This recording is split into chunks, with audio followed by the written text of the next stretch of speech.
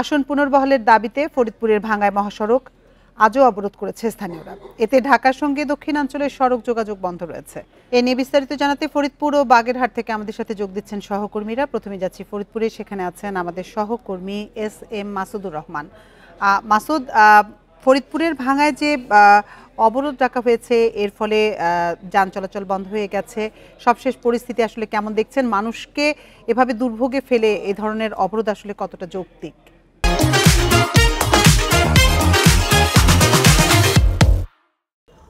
ফরিদপুরের 4 আসনের ভাঙ্গা উপজেলা, চরমদ্র এবং সদরপুর নিয়ে 3টি উপজেলার আসন ফরিদপুর 4 আসন, যেখান থেকে ফরিদপুর ভাঙ্গা উপজেলার 2টি ইউনিয়নকে কেটে নির্বাচন কমিশন ফরিদপুর 2 আসনের মধ্যে সংযুক্ত করার কারণে পর থেকেই এই ফরিদপুরের ভাঙ্গা উপজেলার আলকি এবং হামিদি 2টি ইউনিয়নের মানুষ, বিক্ষিপ্ত মানুষ, তারা রাজপথে নেমে প্রতিবাদ শুরু করে।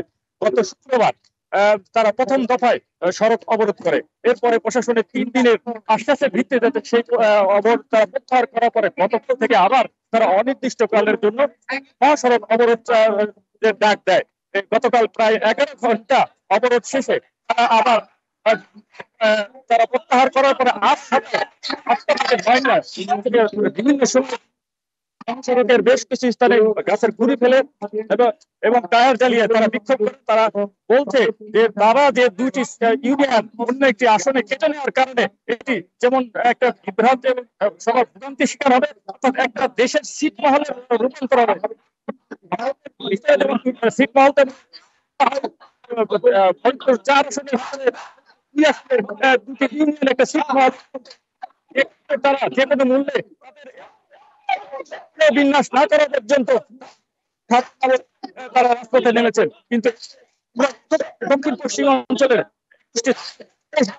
ভাঙার চৌরাস্তা থেকে তীব্র যানজটের সৃষ্টি হয়েছে। চারদিকে প্রায় 40 যানজটের সৃষ্টি হয়েছে, দুর্ভোগে পড়েছে যাত্রী।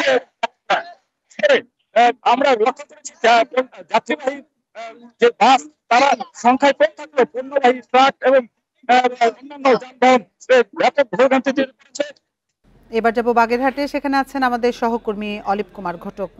অলিপ, বাগেরহাটে তো 48 ঘন্টার হরতাল চলছে, দূরপাল্লার বাস চলাচল বন্ধ রয়েছে।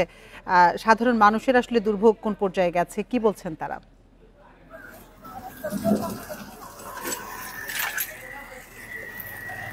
দেখুন, বাগেরহাটের 4টি আসন পুনর্বহালের দাবিতে কিন্তু আপনার সকাল থেকে ভোর থেকে কিন্তু টানা 48 ঘন্টার হরতাল শুরু হয়েছে। এই হরতালে কিন্তু সকাল থেকেই দূরপাল্লার পরিবহন শহর বাগেরহাট জেলার অভ্যন্তরীণ কিন্তু হচ্ছে আপনার মানুষের দুর্ভোগ বেড়েছে, সাধারণ যাত্রীদের।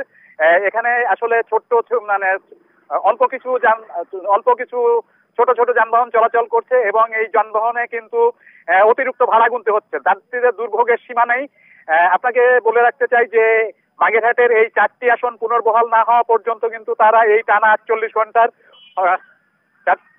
ঘন্টার অবরোধ কিন্তু তারা হরতাল পালন করছে এবং তারা এই হরতাল কিন্তু যতক্ষণ তাদের দাবি পূরণ না হবে ততক্ষণ পর্যন্ত কিন্তু তারা এই আন্দোলন চালিয়ে যাবে। ফরিদপুর এবং বাগেরহাট থেকে জানাচ্ছিলেন আমাদের সহকর্মীরা।